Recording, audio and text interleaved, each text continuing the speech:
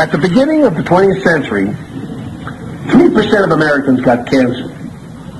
3%. And there was one scientific publication on biological calcium at the turn of the century. They had discovered that calcium was the element that produced the electrical power for the heart to beat. So they said it was crucial.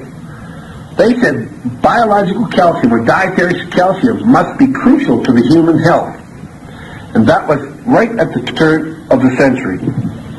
But in the middle of the 20th century, in 1950, there were a few more publications on calcium. Just a few. All suggesting the importance of dietary calcium.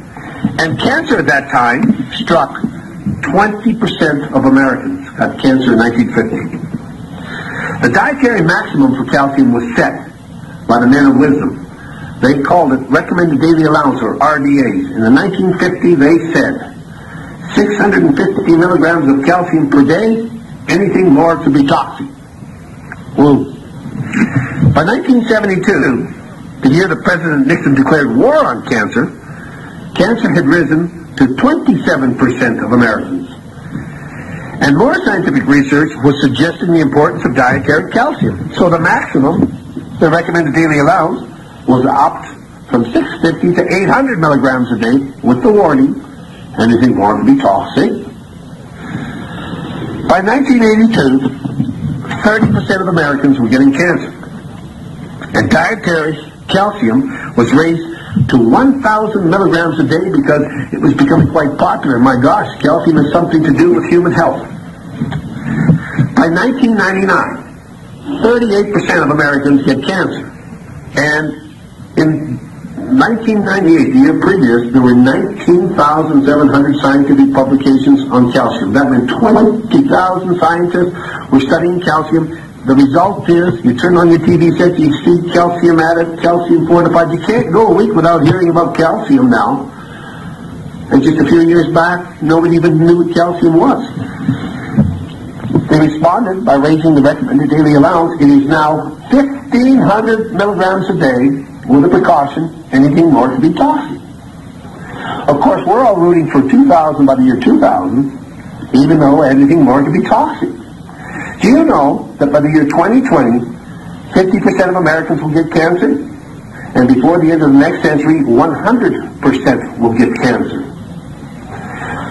The war's been lost.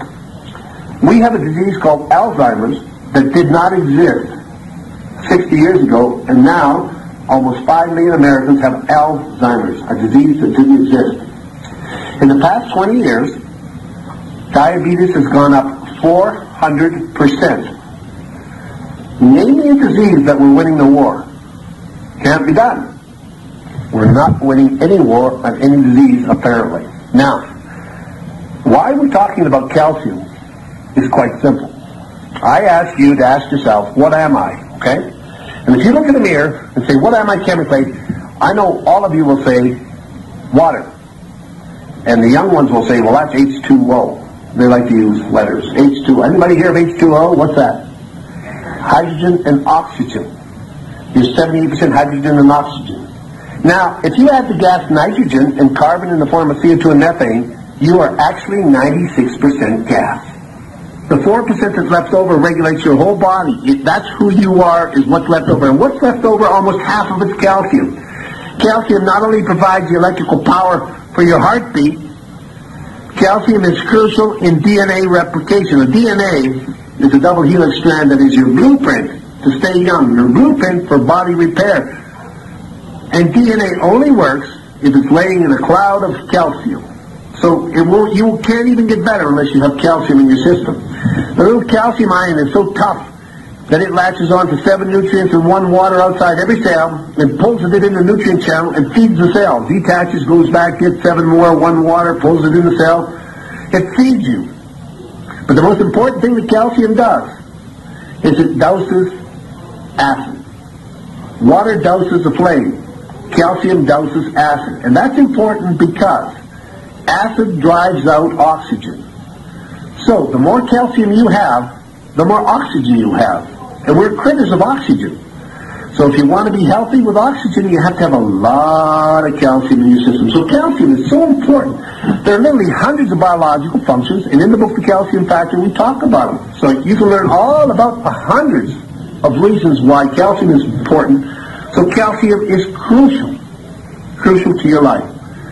They have discovered that over 167 diseases are caused by calcium deficiency. And within about 20 years, that number will grow to over 500 diseases, all caused by one thing, lack of calcium. You have to replace the calcium. The problem we have in America is by the time you're 35, you have more calcium going out than going in. Therefore, you become acidic.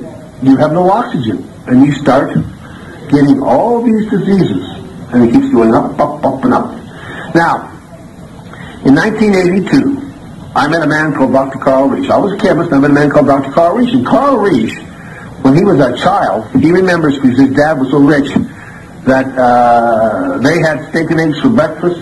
He said they had steak and soup for lunch, and they had steak and potatoes washed down with champagne for supper almost every day. And they were the most miserable, sickest family in the world. And they died very young. His dad had one trait, and that was he was a German, and every year on his birthday he would drink a quart of buttermilk. So Carl started drinking buttermilk, but he said he almost died. So he switched to regular milk and started drinking milk. He started feeling really good. Then the 1929 stock crash came, wiped his father out. They had no money. They went to a fishing village, and they had to unload fish off the ships just to live. Guess what they had for breakfast? Fish and eggs. You know what they had for lunch? Fish and soup. And for supper, fish and vegetables from the garden and milk from Daisy. And he said within 3 months, his family had never been so healthy. It was incredible, he said. Diet?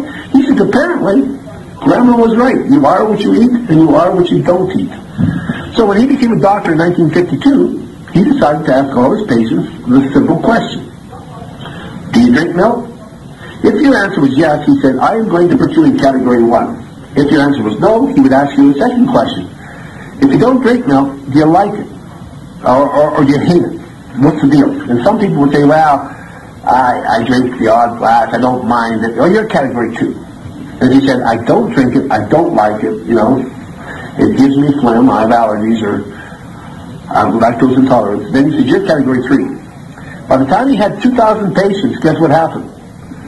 Category 1 was healthier than Category 2, was healthier than Category 3. Now, if we go out into the city of Albuquerque and we do a survey, we're going to find that Category 1 is healthier than Category 2. It'll work wherever you go because it's not the milk, it's the calcium. The more calcium they have. So he asked all his patients in Category 1, how much are you drinking and how much are you eating? And he added up all the calcium, and it come out to be over 2,000 milligrams a day. Now, remember in 1950? The recommended daily allowance for calcium was 650 milligrams. These people were taking 4 times as much and they were healthy. And in Category 2, it was about 60 milligrams a day. In Category 3, it was 370 milligrams a day. So he said, the more calcium they're consuming, the healthier they are. So I'm going to give my unhealthy patients calcium. How much? 2,000 milligrams a day.